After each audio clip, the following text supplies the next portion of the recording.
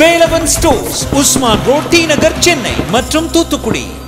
விழா காலங்கள் எல்லாம் வேலவன் ஸ்டோர்ஸோடு. தமிழ்நாடு சட்டமன்ற பேரவையில் ஆளுநர் உரையோடு சட்டமன்ற பேரவை துவங்கும் என்கின்ற அறிவிப்பு தரப்பட்டு இன்றைக்கு ஆளுநர் அவர்களும் இன்றைக்கு முறைப்படி ஜனநாயகத்தை மதிக்கின்ற மாண்புமிகு தமிழ்நாடு முதலமைச்சர் அவர்கள் ஆளுநரை அழைத்து இன்றைக்கு சட்டமன்றத்தை முதல் கூட்டத்தை கூட்டினார்கள். கேரள ஆளுநர் 2 வார்த்தையை பேசிட்டு இறங்கி போயிட்டார். நம்முடைய தமிழ்நாடு ஆளுநர் அவர்கள் நம்முடைய ஆளுநர் உரையிலிருந்து ஒரு வார்த்தை கூட பேசாமல் அவர் சொந்தமாக சில கருத்துக்களை சொல்லிவிட்டு அமர்ந்து விட்டார். தேசிய கீதம் இசைக்கப்படவில்லை என்கின்றார். அது மரபு எப்படிப்பட்ட மரபு என்பதை முதலில் தமிழ்தாய் வாழ்த்தும் இறுதியில் தேசிய கீதம் இசைக்கப்படுவதுதான் நம்முடைய பழக்கம் என்கின்ற மரபு என்பதை கடந்த ஆண்டிலேயே நம்முடைய சட்டப்பேரவைத் தலைவர் அவர்கள் எடுத்து சொல்லியிருக்கிறார்கள். ஆனால் தென் மாநிலத்தில் இருக்கக்கூடிய ஆளுநருடைய திருவிளையாடல்கள்லாம் அங்கே இருக்கக்கூடிய அரசாங்கத்துக்கு எதிராக இன்றைக்கு அமைந்திருக்கின்றன. இதையெல்லாம் இந்திய மக்கள் பார்த்து கொண்டுதான் இருக்கின்றார்கள். நிச்சயமாக ஆளுநர்களுடைய நடவடிக்கைகள் வட மாநிலங்களிலேயும் இந்தியா கூட்டணிக்கு வலிமையை உருவாக்குகின்ற வண்ணம் இன்றைக்கு அவர்கள் நடந்து கொண்டிருக்கிறார்கள். ஜனநாயகத்தை கொச்சைப்படுத்தி கொண்டிருக்கின்றார்கள். தனக்கு எழுதி கொடுத்த உரையிலே இன்றைக்கு ஏதாவது சந்தேகங்கள் இருந்தால் கேட்கலாம். இது எனக்கு உண்மைக்கு மாறாக இருக்குது, புறம்பாக இருக்குது, நீங்கள் பொய்யா எழுதியிருக்கீங்க அப்படின்னு சொன்னால் நம்ம விளக்கம் சொல்ல தயாராக இருக்கிறோம். ஆனால் பார்த்தீங்கன்னா தமிழ்நாடு எல்லாத்துலேயும் முதலிடத்தில் இருக்கிறது என்பதை புள்ளி விவரங்களோடு சொல்லுகிற பொழுது அதை ஏற்றுக்கொள்ளுகிற மனப்பக்குவம், அதை தாங்கிக் கொள்ளுகிற சக்தி ஆளுநருக்கு இல்லை என்பதைத்தான் இது காட்டுகிறது. தான் ஒரு மாநிலத்தினுடைய தலைவராக தலைமை பொறுப்பில் இருக்கக்கூடிய ஒரு மாநிலம் இன்றைக்கு இந்திய ஒன்றியத்திலே பல்வேறு துறைகளிலே முன்னேறி இருக்கிறது. ஜிடிபி ரேட்டிலே கூட தேசிய அளவை குறியீடை விட நாம் இன்றைக்கு அதிகமான அளவுக்கு வந்திருக்கின்றோம். இதையெல்லாம் சுட்டி காட்டுகின்றோம். அதேபோல் விளையாட்டுப் போட்டிகளிலே 5வது இடத்திலிருந்து 2வது இடத்துக்கு வந்திருக்கின்றோம். பல துறைகளிலே முதல் இடத்துக்கு வந்திருக்கின்றோம். இதையெல்லாம் நாங்கள் இன்றைக்கு ஆளுநர் உரையிலே சுட்டி காட்டியிருக்கின்றோம்.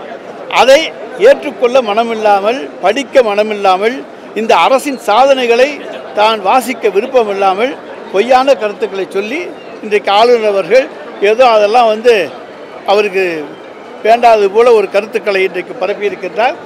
ஆனால் தமிழகம் முதன்மையான இடமாக இருக்கிறது என்பதை புள்ளி விவரத்தோடு எந்த இடத்திலும் நாங்கள் சொல்வதற்கு தயாராக இருக்கிறோம். ஆளுநர் விளக்கம் கேட்டிருந்தால் நிச்சயமாக கொடுத்துருப்போம். இந்த மாதிரிலாம் சொல்லியிருக்கீங்களே, கொண்டாங்க விளக்கம்னு கேட்டிருந்தால் கொடுத்துருப்போம். ஆனால் தரவில்லை. எனவே அதனால்தான் இந்த பிரச்சனைகள் எல்லாம் இன்றைக்கு எழுந்திருக்கின்றன. அதை தந்திருக்க அந்த விவரங்களை படிப்பதிலே அவருக்கு ஒப்புத்துக்கிட்டு தானே வர்றாரு. ஆளுநர் இல்லாட்டி சொல்லியிருக்கலாம், எனக்கு மனசாட்சிக்கு விரோதமாக இருக்குது, நான் வரலைன்னு இருந்திருக்கலாம்.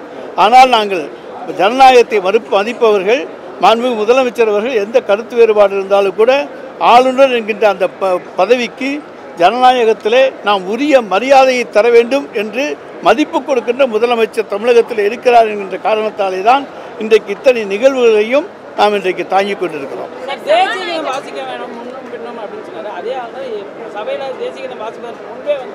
அதுதான், அதாவது தேசிய கீதத்தை வாசிக்க வேண்டும் அப்படி என்று சொல்லுகிற ஆளுநர் நம்முடைய சட்டப்பேரவைத் தலைவர் உரையை முழுவதும் படிக்கின்ற வரை அங்கேயே பொறுமையோடு இருந்தவர். இன்னும் ஒரு 2 நிமிஷம் இருந்திருக்கலாம்.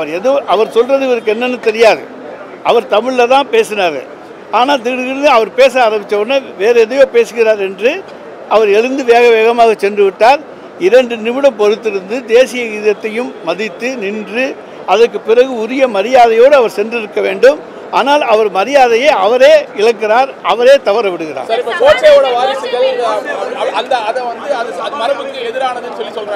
மாண்புமிகு தமிழ்நாடு முதலமைச்சர் அவர்கள் அது குறித்து நிச்சயமாக அவை குறிப்பிலிருந்து அதை எடுப்பதற்கான உரிய நடவடிக்கைகளை எடுத்திருப்பதாக ஒரு தகவல் இருக்கிறது. இன்னும் நீக்க சொல்லி தகவல் இருக்கிறது.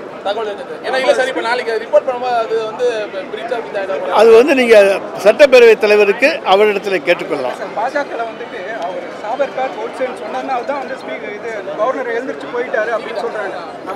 ஏங்க சாவர்கர் கோட்ஸே இன்னைக்கு நீங்கள் என்ன பார்த்துக்கிட்டே இருக்கீங்க? அவங்களுக்கெல்லாம் தானே விழா கொண்டாடிக்கிட்டு இருக்கோம். மற்ற ஒன்றிய அரசு அதை வந்து அங்கே சொல்கிற போது அவர் சொல்லியிருக்காரு. அது சபாநாயகருடைய கருத்தை அதை சொல்லியிருக்கிறாரே தவிர அது வேற ஒன்றும் கிடையாது. இப்போ அவர் சபாநாயகரே சொல்லியிருக்கார், அது அவை குறிப்பிலிருந்து நீக்கப்பட்டிருக்கிறதாக சபாநாயகரே சொல்லிட்டார். அதான் அந்த பிரச்சனைக்கு முற்றுப்புள்ளி வச்சு இவர் வாசிக்கவே இல்லை. அவர் 2 நிமிஷம் வாசிச்சாரு, இவர் வாசிக்கவே இல்லை. அதைத்தான் சொல்றேன், தென் மாநில ஆளுநர்களுடைய திருவிளையாடல்கள் அப்படின்னு சொன்ன முதல்ல அதுதான். அதாவது ஒன்றிய அரசுக்கு எதிரான அரசுகள் ஆட்சி புரிகின்ற மாநிலங்கள் அவை இந்த மாதிரி ஆளுநர்களாலே குறிவைத்து இன்றைக்கு அசிங்கப்படுத்தப்படுகிற சூழ்நிலையை உருவாக்கினாலும் மக்கள் எங்களை அசிங்கப்பட விடமாட்டார்கள். எங்களை யார் அசிங்கப்படுத்த நினைக்கிறார்களோ அவர்களை மக்கள் அசிங்கப்படுத்துவார். சார், இப்போ இது தொடர் நிகழ்வா இருக்கனால அடுத்த கட்டமாக வந்து ஆளுநர் உரைகளை இல்லாமல் வந்து தெலுங்கானா போல முன்பு தெலுங்கானா அரசு செய்தது போல முன்பு தெலுங்கானா அரசு ஆளுநர் உரை இல்லாமல் செய்தது. ஆனால் மாண்புமிகு தமிழ்நாடு முதலமைச்சர் அவர்கள் நாம் ஆளுநருக்கு மரியாதை கொடுத்து அந்த உரையோடு துவங்க வேண்டும், ஜனநாயகத்தில் நான் நம்பிக்கை உள்ளவர்கள், எனவே அதை துவங்க வேண்டும் என்று நம்முடைய முதலமைச்சர் சொன்னதன் அடிப்படையிலே தான் ஆளுநர் உரையோடு துவங்கப்பட்டது. நாங்கள் நினைச்சிருந்த ஆளுநர் உரை இல்லாமல் பண்ணியிருக்கலாம். ஆனால் நம்முடைய முதலமைச்சர் ஜனநாயகத்துக்கு எதிராக போகின்ற முதலமைச்சர் அல்ல, அதை மதிக்கின்ற முதலமைச்சர், ஆளுநர் என்கிற பதவிக்கு மரியாதை தருகிற முதலமைச்சர். குடியரசு தினத்தில் நம்ம வந்து தேநீர் விருந்தில் கலந்துக்கிட்டோம்னா வந்து சுகமமான சூழ்நிலை தான் சொல்லப்படுது. திருப்பி வந்து இந்த மாதிரி ஒரு சூழ்நிலை நாங்கள் வந்து சுமூகமான சூழ்நிலையை உருவாக்க வேண்டும் என்றுதான் நாங்கள் நினைத்தோம். ஆனால் ஆளுநருக்கு வருகிற, அதாவது அவங்கெல்லாம் என்னென்னா ரிமோட்டில் இருக்காங்க, அங்கே ரிமோட்டை இயக்குறவங்க எப்படி இயக்குறாங்களோ அதுபடி தான் இவர் இயங்க முடியுமே தவிர இவர் சுயேட்சையாக இயங்க முடியாது. உச்சநீதிமன்றம்